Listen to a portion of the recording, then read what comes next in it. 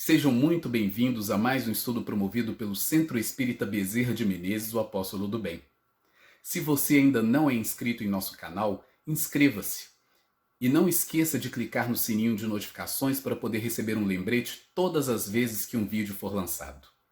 Se puder também, compartilhe este vídeo e todos os demais vídeos com seus amigos e familiares que possam se beneficiar dos estudos que têm sido feitos pela casa.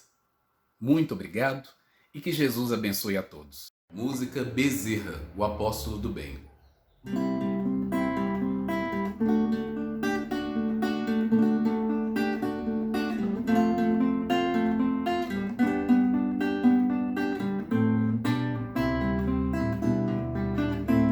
Na pátria do Cruzeiro, deixou sua mensagem, seu carinho, com todos compartilhou sublimes expressões, sentimentos nobres simplesmente, tantos você abraçou. Apóstolo da paz, sua vida é caridade e luz, estrela de Ismael, exemplo e a Cristo nos conduz.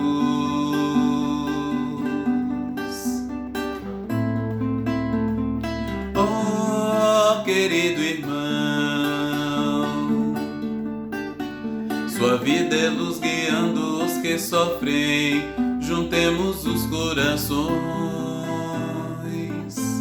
e os versos da canção se espalhem aos quatro cantos do universo, levando amor e união. Apóstolo da paz, sua vida é caridade e luz, estrela de Ismael, exemplo e a Cristo nos conduz.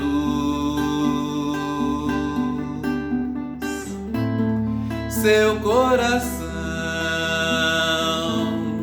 pulsando aqui, as suas mãos sempre a servir nesse caminho a unificar o amor e a verdade vão imperar. Sua proposta veio ensinar: amar é preciso, sem limitar.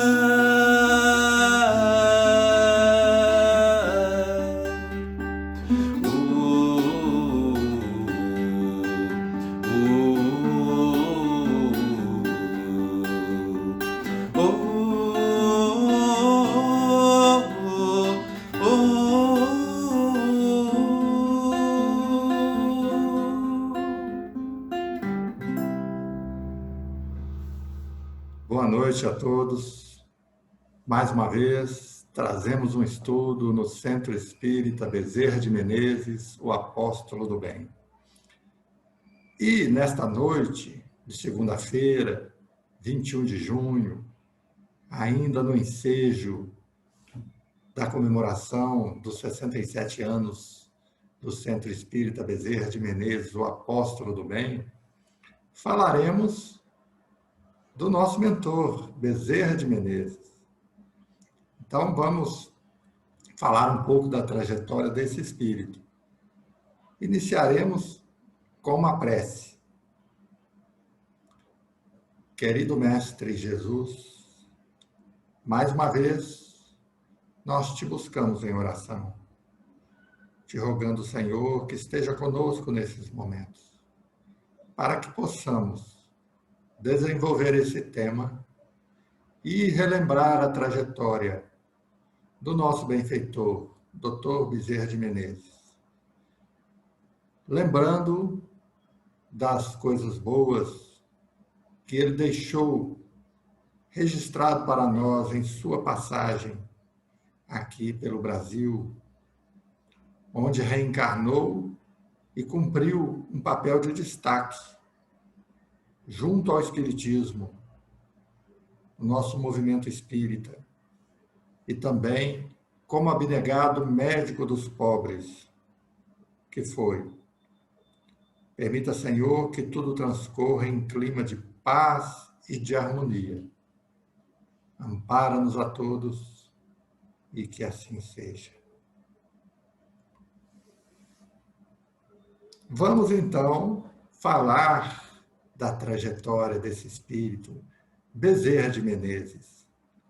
E é com alegria que fazemos esse estudo para falar desse grande benfeitor, tão amorável, tão bondoso, que nos socorre sempre a muitos brasileiros nas horas de nossa maior necessidade. Então, são inúmeros casos que são relatados da intervenção do Dr. Bezerra de Menezes em casos graves de saúde, em casos de necessidade de um socorro imediato. São muitos os relatos de intervenções desse tipo. Então, falaremos desse grande apóstolo do bem, que é o espírito mentor da nossa casa espírita. E começaremos trazendo algo do livro Ressurreição e Vida, psicografado por Ivone Pereira, do espírito Leon Tolstói. Esse espírito faz referência ao capítulo 17 do Evangelho de São Lucas, trazendo a passagem de Zaqueu, o chefe dos publicanos de Jericó. Relata Leon Tolstói que trouxera para a vida no além o desejo sincero de aprender a amar e servir o próximo, e que se penitenciava por não ter sido tão fraterno para com os outros como desejara. Um dia, ele rogou a Deus a piedade de lhe proporcionar ensejos de um aprendizado de legítimo amor ao próximo. Havia-se passado pouco tempo desde que Leon Tolstói desencarnara. Por isso, ele se acostumara a ver no espaço as paisagens que lhe eram habituais, as estepes geladas. Mas, de repente, tudo mudou para ele. E ele passou a ver um campo azulado, com uma belíssima aurora. Então ele relata assim: e vi um vulto atraente, que parecia um daqueles discípulos do Nazareno, daqueles que, no anonimato, o seguiam em suas idas e vindas pelos contrafortes das Judéias e as planícies de trigo da Galileia. Esse vulto discursava para a pequena assembleia de ouvintes, sentados no chão, à sua volta, como se faz no Oriente. Então havia ali um mentor e uma pequena assembleia de discípulos sentados à sua volta. Um dos que o ouviam o chamou de Mestre Zaqueu. E isso surpreendeu muito a Tolstói. Seria aquele Zaqueu do Evangelho? Será que aquele que, quando soube que Jesus ia passar por ali, e ele era de baixa estatura, de pequena estatura, ele subiu num sicômoro, uma figueira brava, para que pudesse enxergar melhor o mestre? E o mestre, quando ali chegou, disse assim: desce daí, Zaqueu, porque hoje me convém cear na sua casa. Então Zaqueu desceu muito satisfeito e ali trouxe para sua casa, naquela noite, Jesus de Nazaré. E Jesus ali participou de uma ceia, de um banquete inesquecível para todos nós, e principalmente para Zaqueu. Então, o aluno chamou aquele mestre que estava sentado ali naquele campo azul, com discípulos à sua volta, de Zaqueu.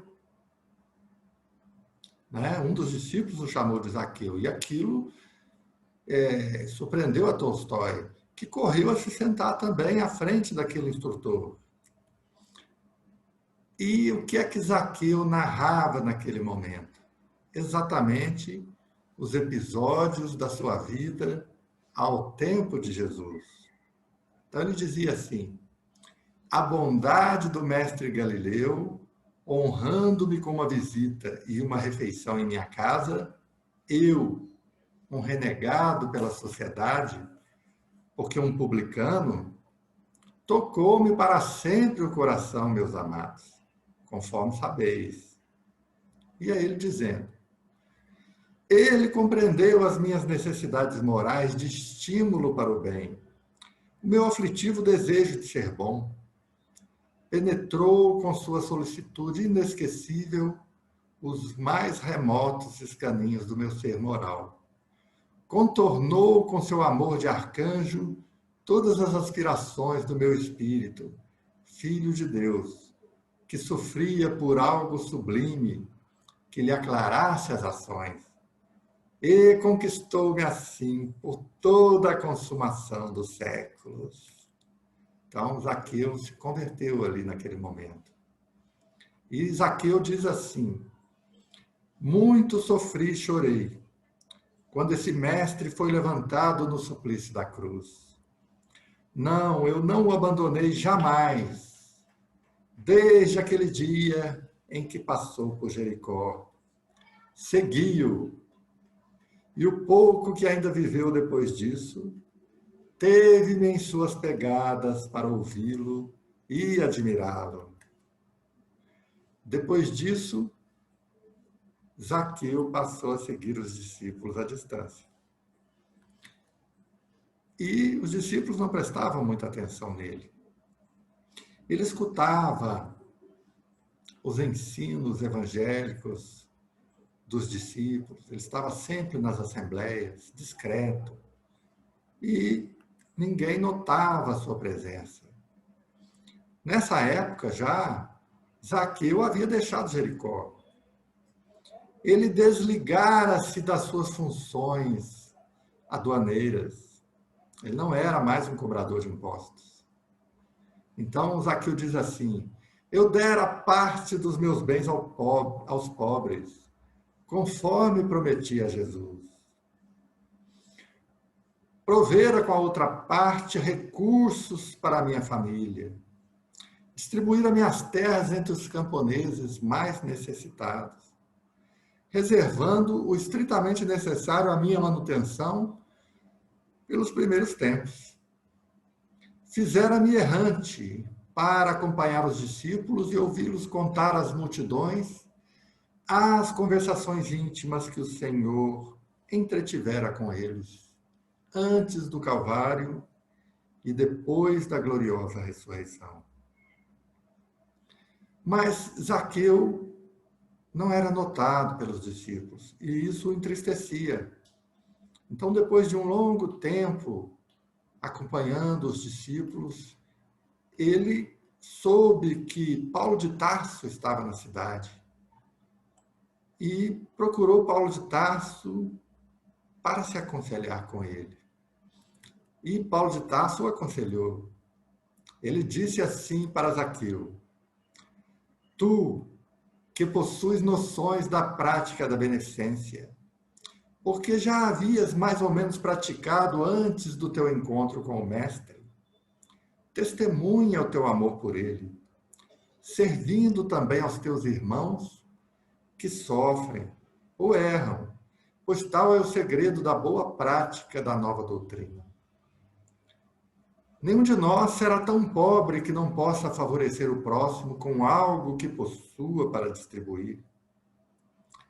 O pão, o lume, o agasalho, o bom conselho, a advertência solidária, a assistência moral no infortúnio, o ensinamento do bem, a lição ao ignorante, a visita ao enfermo, o consolo ao encarcerado, a esperança ao triste, o trabalho ao necessitado de ganhar o próprio sustento honrosamente, a proteção ao órfão. Esses foram os conselhos que Paulo de Tarso ofereceu a Zaqueu. E Zaqueu diz assim: de tais conselhos fiz então meu lema. E nunca mais abandonei Paulo, é o que ele diz, né? Ele sempre foi um seguidor de Paulo. Em vez de só ouvir falar do mestre, pus-me então a falar eu mesmo. Falar dele e da sua doutrina, dos seus atos, das maravilhas que operara por entre os doentes, os pecadores e os desgraçados, pois eu o conhecera, né? Conhecera Jesus. Estava devidamente informado a seu respeito. E se não curei leprosos, estanquei a aflição de muitas lágrimas com exposições a respeito dele, diz Zaqueu. Se não levantei paralíticos, pelo menos ergui a coragem da fé em muitos corações desanimados. Se não expulsei demônios, é certo que alijei o ateísmo, recuperando almas para o dever com Deus. E se não ressuscitei mortos, renovei esperanças na alma de muitas matronas desgostosas, com a indiferença dos próprios filhos na prática do bem. Zaqueu conclui assim: encontrei então dentro de mim próprio aquele reino de Deus que ele anunciara. Encontrei-o na paz do dever cumprido, que me embalava o coração. Então Leão Tolstói ouviu essa maravilhosa exposição de Zaqueu e, prosseguindo no livro Ave Cristo, esse mesmo espírito que foi Zaqueu reaparece, dessa vez envergando a personalidade de um cristão das Gálias, na região onde hoje se situa a França.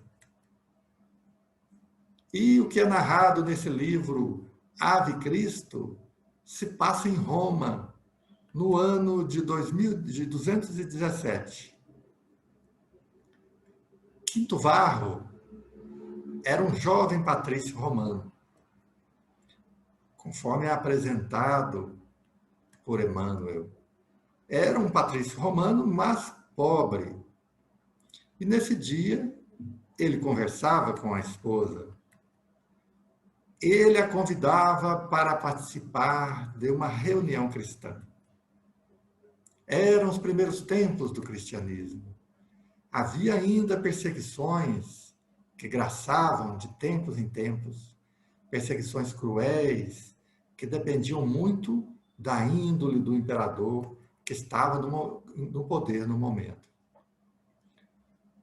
Então, Quinto Varro diz assim para sua esposa: sabes, querida, que hoje à noite será possível ouvir uma das vozes mais autorizadas do nosso movimento nas Gálias? Então, ele convidava a esposa para assistir a uma palestra cristã de um expositor que era do movimento cristão nas Gálias. Estava ali em Roma naquele dia. E talvez porque a mulher silenciasse pensativa, ele disse: refiro-me a Apio Corvino, o velho pregador de Lyon, cidade que então se chamava Lugdunum, ou Lugdunum. Ele foi contemporâneo de Átalo de Pérgamo, herói entre os mártires gauleses. Então convidava para assistir uma palestra desse personagem. Mas a esposa Cíntia recusou-se a ir. Ela havia consagrado o filho, Tassiano, a Dindímene, mãe dos deuses. É preciso lembrar que a esta época, Roma era politeísta e cultuava a vários deuses da sua mitologia. Então, no crepúsculo, Quinto Varro tomou o carro de um amigo e foi até a casa humilde do venerável Lísipo de Alexandria, casa que se situava na estrada que conduzia de Roma até Ostia. Lá Corvino relatou as perseguições aos cristãos, que ocorreram no ano de 177. Corvino era o nome do pregador naquele dia. Ele relata os tormentos dos cristãos lioneses, com minúcias. Falava entusiasmado da imensa caridade de Vetio Epágato, que renunciara à nobre posição que desfrutava, a fim de converter-se em advogado dos cristãos humildes. Inflamava-se-lhe o olhar, comentando a estranha coragem de Santo, o diácono de Viena, e o heroísmo da débil escrava Blandina, cuja fé confundira o ânimo dos carrascos. Potino, o chefe da igreja de Lyon, cruelmente ultrajado e espancado na rua, sem uma palavra de revolta, aos 90 anos de idade. Casos de mártires cristãos dos primeiros tempos. E Varro retornou para casa de espírito edificado pelas narrativas do velho gaulês. Contudo, ao chegar em casa, ele surpreendeu a esposa, que o traía com Opílio Vetúrio, seu patrão. E, quando ia reagir, a inesquecível figura do Cristo, porém, assomou-lhe a imaginação superexcitada. Mais tarde, em conversa com Corvino, este o demoveu de qualquer intuito de vingança.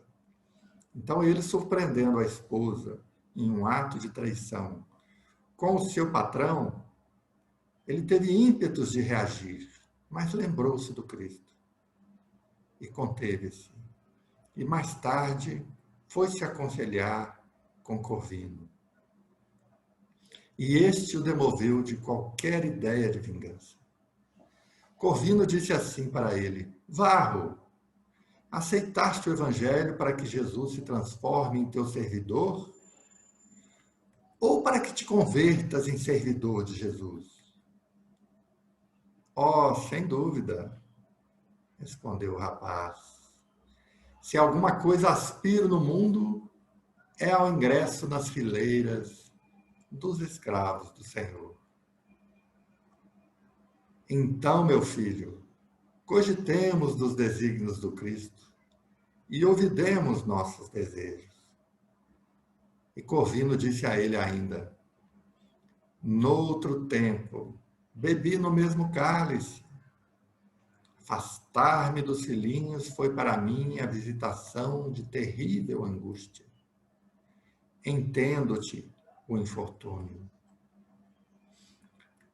Passado esse episódio, em breves dias, Opílio Vetúrio, que era o patrão do Quinto Varro, planejou enviá-lo em uma viagem marítima a Cartago, com o intuito de matá-lo. Esse era o propósito. Era uma armadilha para Quinto Varro. Para isso, contratou um soldado, um mercenário, Flávio Súbrio.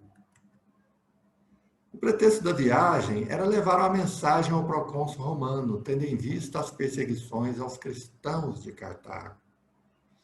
Quinto Varro pensou que, aceitando o convite, conseguiria salvar muitos companheiros. Por isso ele foi. Era uma determinação do seu empregador e ele estava com o propósito de auxiliar os cristãos também, levando informações para que eles pudessem escapar. Então ele quando anunciou a Corvino essa decisão de partir, ele teve uma ideia: por que não levar também Corvino?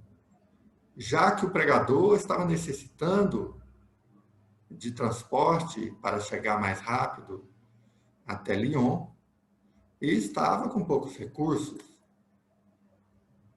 Então, ele convidou Corvino, que aceitou viajar no mesmo barco junto com ele. Então, assim foi feito. E eles saíram nessa viagem para Lyon. Aliás, uma viagem que iria passar, né, cujo pretexto era passar em Cartago inicialmente. Em conversa na viagem, o ancião das Gálias contou para Quinto Varro sobre a igreja de Lyon. Ele tinha o propósito de ali consolidar um vasto movimento de assistência social em nome do Cristo. Porque ele dizia que os cristãos não admitiam a fé inoperante. A igreja, no parecer dele, devia enriquecer-se de obras práticas. À noite, no navio, Quinto Varro foi procurado por Flávio Súbrio.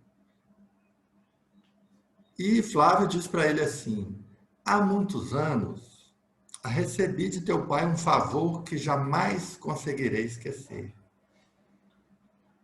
Ele salvou minha vida na Ilíria e nunca pude ajudá-lo em parte alguma. Prometi, porém, à minha denegrida consciência o resgate dessa dívida. E admito que hoje posso atender ao compromisso que o tempo não conseguiu apagar. Então ele conta que fora contratado para matá-lo, mas em gratidão ao seu pai, isso não seria feito. Quero salvar-te, mas preciso salvar a mim também. Devo ajudar-te sem esquecer-me. Uma vida, por vezes, pede outra. Esse velho que te acompanha é meu conhecido. Deixei que embarcasse em nossa companhia propositadamente. Ápio Corvino morrerá em teu lugar. Não, isso não, clamou Varro. Fez menção de seguir até a popa apressadamente, mas Súbrio deteve-o, murmurando: é tarde. Alguém já manejou um punhal. Ou seja, já haviam esfaqueado Corvino. Mas Quinto Varro, contendo o pranto, foi até o alojamento onde estava Corvino. Ele estava amordaçado e sobre a sua túnica havia uma grande mancha de sangue. Mas os olhos do ancião pareciam mais lúcidos, ele estava ainda vivo. E Quinto Varro diz para ele assim: quem foi o miserável que se atreveu? E Corvino responde: filho meu, por que encolerizar o coração? Quando precisamos de paz.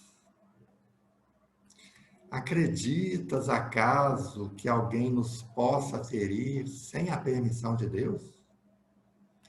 Acalma-te. Temos poucos instantes de entendimento, né? Estava moribundo nesse momento. Mas o Senhor é tudo que tenho agora, disse Quinto Varro. Meu benfeitor, meu amigo, meu pai, clamou o rapaz, soluçando de joelhos como se quisesse beber as palavras ainda firmes do ancião. Eu sei, Varro, como te sentes.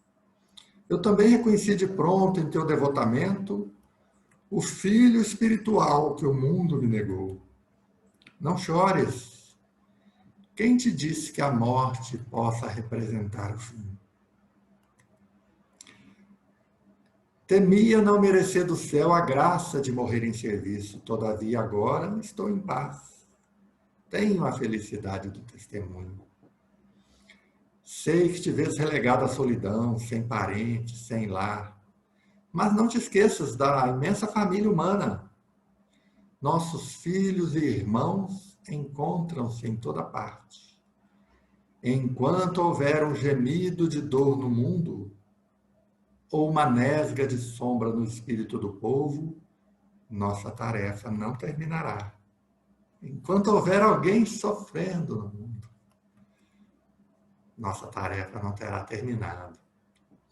Morreremos e renasceremos na carne muitas vezes até que possamos contemplar a vitória da fraternidade e da verdadeira paz. Contudo, é indispensável amar muito para antes vencermos a nós mesmos. É a nossa situação ainda hoje. Nunca odeies, filho meu. Desculpa os erros dos outros com sinceridade e pleno esquecimento de todo mal. Ama e ajuda sempre. Tua mulher e teu filhinho não se perderam. Tornarás a encontrá-los em novo nível de amor. Até lá, porém, luta na conquista de ti próprio. Varro, na igreja de Leão existe um antigo pregador de nome Horácio Níger. É meu companheiro de trabalho a quem te peço apresentar minhas notícias e saudações. E pediu que Varro levasse até Níger uma pequena quantia que ele havia arrecadado para a igreja de Lyon. E, nesses instantes, Corvino pediu-lhe abrisse alguma página cristã para leitura em voz alta. Então, Quinto Varro retirou uma folha gasta de pergaminho que Corvino trazia na bolsa e repetiu as belas palavras de Simão Pedro ao aleijado da Porta Formosa. Ouro e prata não tenho, mas o que tenho, isso te dou. Ouro e prata não tenho, mas o que tenho, isso te dou. Guardem bem essas palavras. E Corvino desencarnou na presença dos espíritos de vários mártires cristãos. E não precisou perdoar a seu assassino Flávio, pois não se sentira ofendido. Ao contrário, agradecia ao céu a graça de morrer em serviço. Fruía a felicidade do testemunho. Depois disso, Quinto Varro fugiu do navio em um bote, com auxílio de Flávio Súblio, e foi assumir o lugar de Corvino, na igreja de Lyon. Esse mesmo espírito Corvino reencarnou no Brasil como Adolfo Bezerra de Menezes Cavalcante. O doutor Bezerra de Menezes. Em 29 de agosto de 1831, reencarna em Riacho do Sangue, hoje Jaguaretama, estado do Ceará. Bezerra queria tornar-se médico, mas o pai não podia custear os estudos. Assim, em 1851, aos 19 anos, ele foi para o Rio de Janeiro cursar medicina. Era um estudante pobre. Formou-se em 1856 pela Faculdade de Medicina do Rio de Janeiro. Foi vereador e deputado, presidente da Câmara Municipal, que à época atuava como prefeito da cidade do Rio de Janeiro. O Dr. Bezerra de Menezes, mais tarde, quando tornou-se espírita, foi, como presidente da Federação Espírita Brasileira, o apóstolo da bondade por excelência, o verdadeiro chefe da família espírita do Brasil. Bezerra de Menezes é sempre um nome pronunciado e lembrado com gratidão e ternura, pois soube realizar na terra a tarefa diferente, junto a Jesus, como médico, esposo, pai, irmão e homem público. Seus colegas, quando o viam passar rumo às avenidas das lágrimas e da miséria, taxavam-no de louco. Os seus discípulos, admiradores e beneficiados de seu coração, que foram e são todos os que de perto lhe sentiram e sentem a luz da bondade, chamavam e chamam-no de santo. Ele desejara ser o médico dos pobres e o foi. Desejara ser um autêntico discípulo do Cristo e se tornou apóstolo. Bezerra atendia como médico na farmácia homeopática Cordeiro.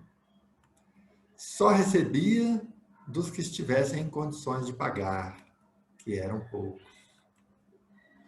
Bezerra chegava da cidade por volta das 14 horas e ia ali atender aos seus inúmeros clientes, na maioria pobres. Na parte da manhã, atendia no seu consultório da rua 1º de Março. Muitas vezes era chamado para atender aos pobres do morro, na maioria mulheres em estado de gestação. A todos dava o remédio da sua bondade através dos abraços, no olhar e nos conselhos. Por isso recebeu o belo título de o médico dos pobres. No consultório da farmácia Cordeiro, Bezerra realizou um trabalho do Senhor que até hoje ecoa na espiritualidade. O consultório enchia-se de gente de todos os tipos, gente pobre, gente rica, tipos humildes de proletários e figuras da alta sociedade. O humilde e caridoso médico, com seus olhos verdes, trazendo aos lábios seu sorriso bondoso, fixava aquela massa de consulentes e receitava a cada um os remédios adequados. No livro Lindos Casos de Bezerra de Menezes, quando o autor Ramiro Gama se propôs a escrever esse livro, Bezerra de Menezes disse a ele, através de mensagem mediúnica, que apenas recordássemos aqueles casos que, em verdade, lhe trouxessem na espiritualidade alegrias e saudades, aqueles nos quais deu algo de si mesmo, testemunhou o Cristo, sofreu e amou no convívio íntimo com os aflitos, os desesperados, os injustiçados. Então, Bezerra pediu a ele que não escrevesse um livro para louvá-lo, para santificá-lo, mas um livro que trouxesse uma recordação desses casos em que ele pôde dar algo de si mesmo em favor dos necessitados. E eram muitos os casos. Bezerra disse, através da mediunidade, no grupo Ismael da FEB, ele disse assim: as horas que aí passei sem serviços do Senhor trazem-me hoje aqui amarguras e remorsos, ao passo que me trazem bênçãos aquelas que me relembram as lágrimas que verti e os sofrimentos que recebi. Se Bezerra diz isso, hein? Que lição de humildade e também de grandeza espiritual. Tanto mais sabendo que Bezerra, em sua vida na Terra, aproveitou muito bem o seu tempo. Recordando aqui nesse dia festivo alguns dos casos de Bezerra, há o famoso caso do anel de médico. Certa vez, Um pai de família pede-lhe chorando uma ajuda em dinheiro para enterrar o corpo de sua esposa, cujo espírito desencarnara, deixando-lhe os filhos menores, doentes e famintos. E, por intuição, desapegado das coisas materiais, Bezerra tira do dedo o anel simbólico de médico e o entrega ao irmão necessitado, dizendo-lhe, com carinho e humildade, venda-o e com o dinheiro apurado enterre o corpo de sua mulher. E depois compre o de que precisa, que Maria Santíssima o ajude e abençoe. Então lembramos nesse momento daquela mensagem dos instantes finais da reencarnação de Abe Corvino,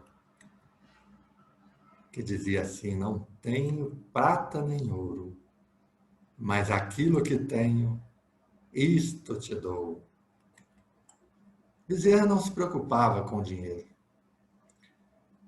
Para Bezerra, o dinheiro era apenas um meio e não um fim. Não dava também grande atenção às coisas materiais, como vemos.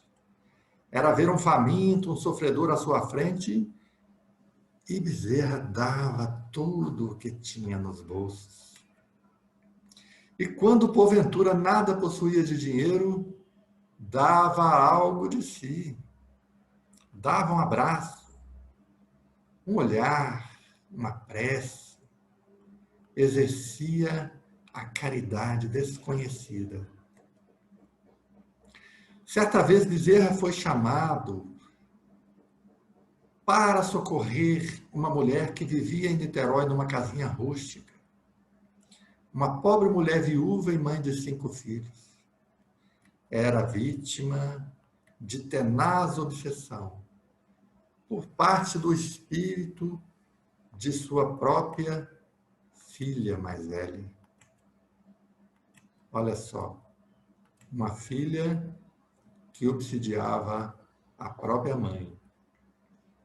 Bezerra, ao ver o quadro, comoveu-se, dizendo com humildade e amor ao espírito obsessor, que a filha já havia desencarnado e obsidiava a mãe.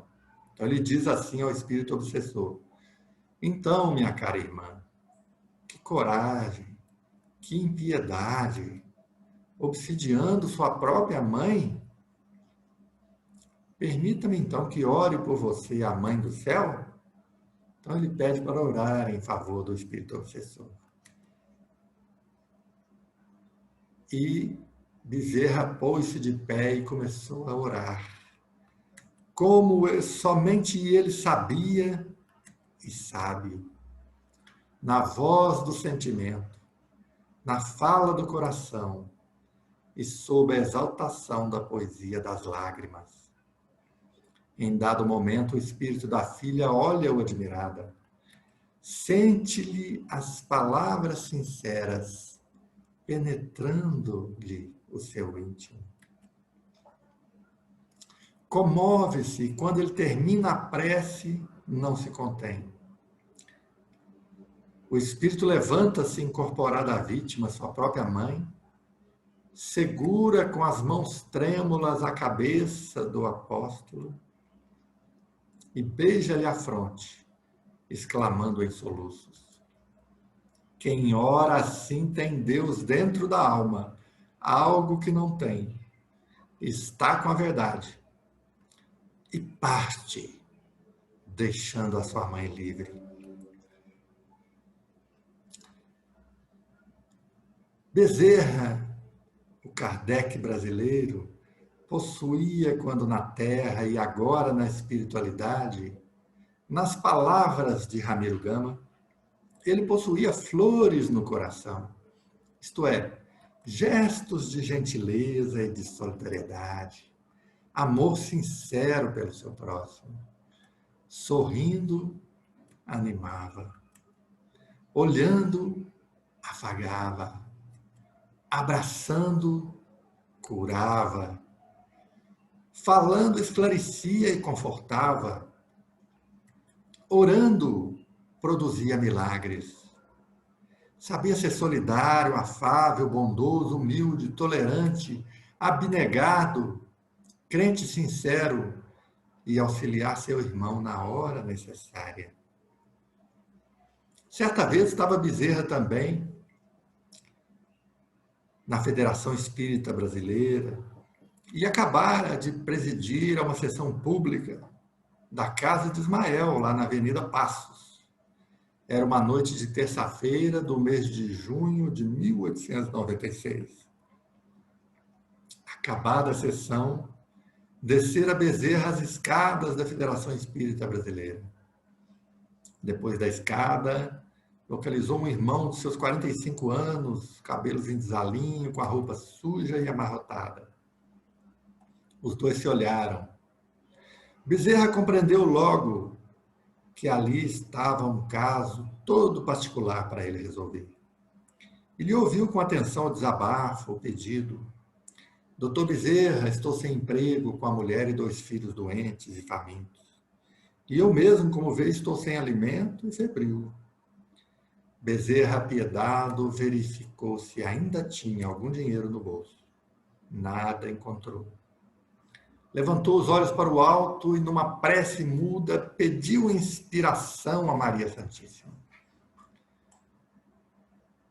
Depois disso, disse ao irmão: meu filho, você tem fé em Nossa Senhora? A mãe do Divino Mestre, a nossa mãe querida? E o homem respondeu: tenho e muita, doutor Bezerra. Pois então, em seu santíssimo nome, receba este abraço. E deu um abraço naquele homem. E abraçou demoradamente aquele irmão. E disse: vá, meu filho, na paz de Jesus e sob a proteção do anjo da humanidade. E em seu lar, faça o mesmo com todos os seus familiares, abraçando-os, afagando-os. E confie nela, no amor da rainha do céu, que seu caso há de ser resolvido. Ele não tinha dinheiro nos bolsos. Mas aquilo que eu tenho, isto te dou. Lembram-se lá da passagem do Evangelho, do Atos dos Apóstolos? Bezerra partira. A caminho do lar meditava. Teria cumprido seu dever? E arrependia-se por não lhe haver dado mais do que um abraço. Não possuía nenhum dinheiro, o próprio anel de grau já não estava nos seus dedos. Tudo ele havia dado. Não tendo dinheiro, dera algo de si mesmo. Vibrações, bom ânimo ao irmão sofredor. Uma semana se passou. Bezerra nem se lembrava mais do caso. Alguém no mesmo lugar da escada da febre toca-lhe o braço e lhe diz: venho agradecer-lhe, doutor Bezerra, o abraço milagroso que me deu na semana passada, neste local e nesta mesma hora. Daqui saí logo, sentindo-me melhor. Em casa, cumpri o seu pedido e abracei minha mulher e meus filhos. Na água que bebemos e demos aos familiares, parece, continha alimento. No dia seguinte, estávamos sem febre e como que alimentados. E veio-me uma inspiração, guiando-me a uma porta que se abriu. E alguém por lá saiu, ouviu meu problema, condoeu-se de mim e me deu um emprego, no qual estou até hoje. E venho lhe agradecer a grande dádiva que o Senhor me deu, arrancada de si mesmo, maior e melhor do que dinheiro. Então lágrimas caíram tanto dos olhos de Bezerra, como do irmão beneficiado e desconhecido. E uma prece muda de 2 corações unidos subiu aos céus, em agradecimento a Maria de Nazaré, nossa Mãe Santíssima. Em 11 de abril de 1900, ocorreu a desencarnação de Bezerra. E sentindo que se aproximava a hora, ele orou à Virgem Santíssima com olhos voltados para o alto. E assim desencarnou. Mas na noite seguinte ao seu enterro, o Grupo Ismael da Federação Espírita Brasileira reuniu-se para lhe homenagear o espírito. E uma surpresa consoladora aconteceu. Um dos médiuns videntes viu o espírito de Bezerra de Menezes, iluminado e feliz, passando entre alas de espíritos agradecidos, multidões que vieram agradecer ao seu benfeitor. Na maioria eram mães que ele consolou e beneficiou. E através de um dos médiuns, Bezerra traz a mensagem mediúnica. Eu agradeço, dizia Bezerra, sincera e emocionadamente as vossas preces e as vossas homenagens ao meu pobre espírito. Eu vos peço, irmãos queridos, para colocardes essas flores luminosas de vossas almas aos pés de nosso Senhor Jesus Cristo, que tudo merece, porque é com Ele e para Ele que devemos viver para ganharmos nossa maior e gloriosa batalha. E assim, Bezerra fez discípulos fiéis, como Pedro Richard, conhecido como seu mais fiel discípulo, que orava da mesma forma que Bezerra orava, com a prece do coração. Também Antônio Guerra Peixe, de Petrópolis, que muitas vezes ia visitar as avenidas das lágrimas, os morros da pobreza envergonhada, as alamedas dos doentes sem Deus, sob o pretexto de lhes levar dinheiro, alimentos, roupas, medicamentos e livros. Mas oferecia-lhes algo de si mesmo, nas vibrações de seus abraços e nas lágrimas sentidas de seu coração. O pretexto era levar alimentos, remédios, roupas, mas ele levava mesmo, era algo de si mesmo para doar. Antônio Loreto Flores, outro discípulo de Bezerra, espírita que atuou em Belo Horizonte, no Centro Espírita Amor e Caridade, na Floresta. Foi também um grande apóstolo do bem. Desencarnado, Loreto Flores atuava junto com Bezerra nas sessões de receituário mediúnico, lá em Pedro Leopoldo. Quando da obra da nossa casa, quando fizemos a reforma e a casa teve que ser toda derrubada para ser reconstruída, Loreto Flores manifestou-se meses antes, em sessão mediúnica, lá na nossa casa, sem que soubéssemos, queria nos ajudar na hora da nossa grande necessidade.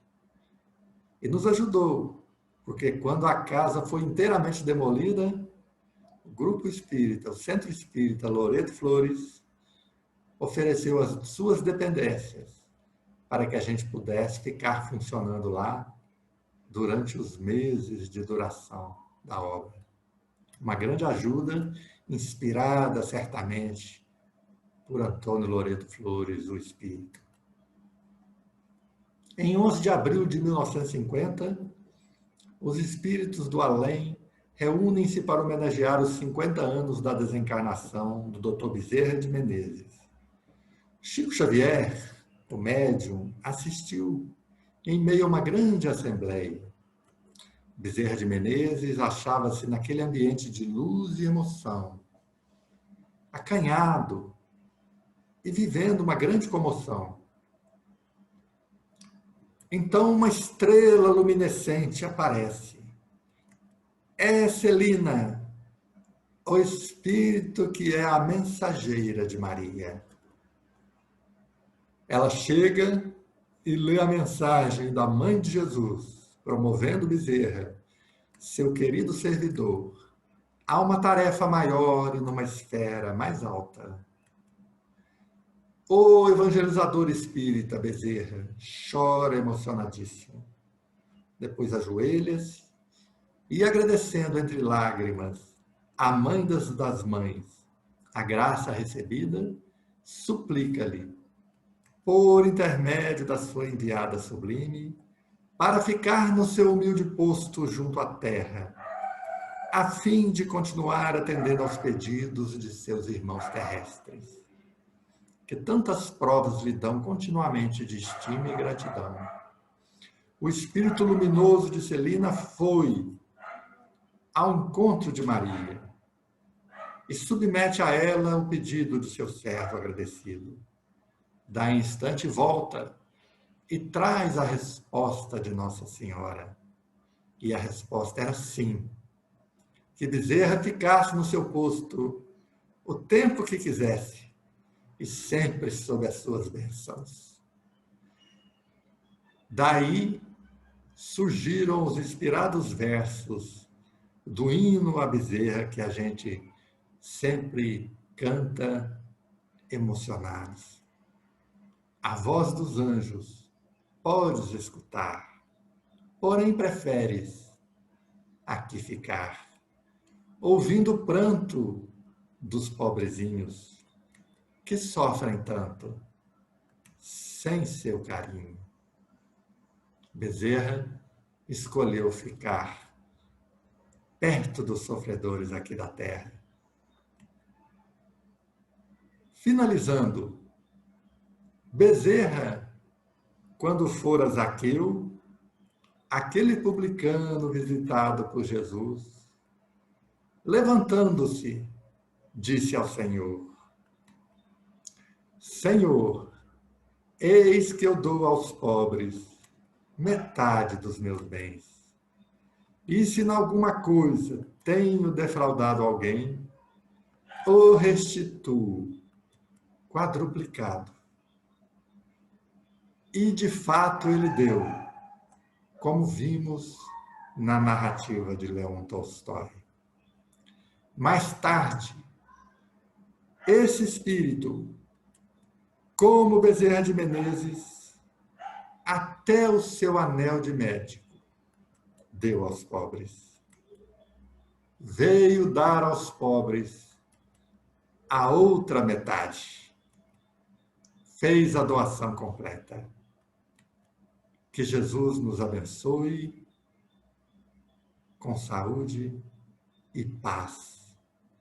Façamos agora a nossa prece de encerramento.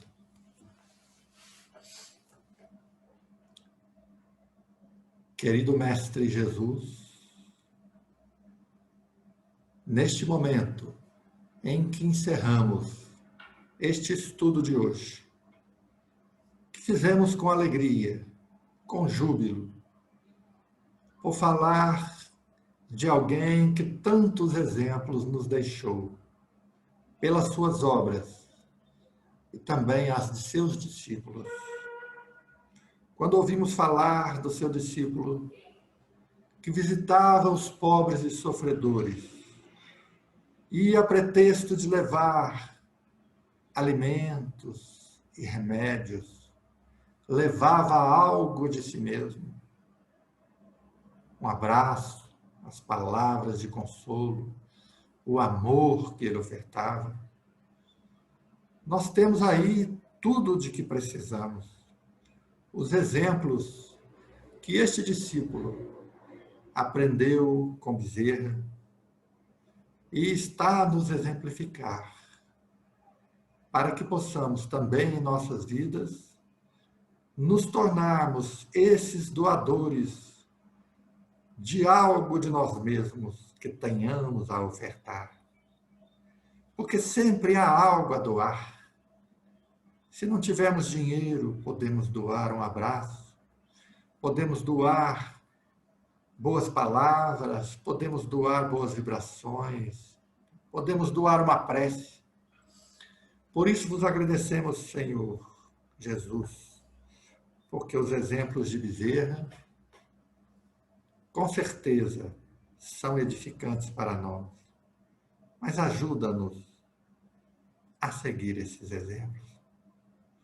Neste momento, Senhor, que encerramos este estudo, juntamente com todos que o estejam assistindo nesse momento, vos pedimos em favor daqueles amigos que sofrem nos hospitais com Covid, que se encontram nos CTIs, sofrendo, entubados, com medo, em estado de coma, mas que muitas vezes em espírito podem se encontrar aflitos, angustiados, com medo da desencarnação.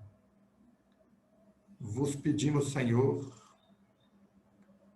que os ajude, que os fortaleça, que os sustente, que os cure, Senhor, se estiver nos desígnios de Deus, e que some as nossas forças nesse momento, em oração, para, em um fluxo contínuo e único de luz, provinda do vosso coração bondoso, em que juntemos as nossas pobres forças e as dos espíritos também presentes, possamos nesse momento alcançá-los,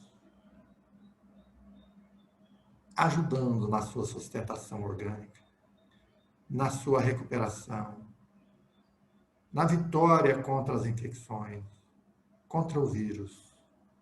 É o que vos pedimos, Senhor, confiando na vossa bondade e no vosso amor. Mas também dizemos, seja feita a vontade de Deus. Ampara-nos a todos e que assim seja.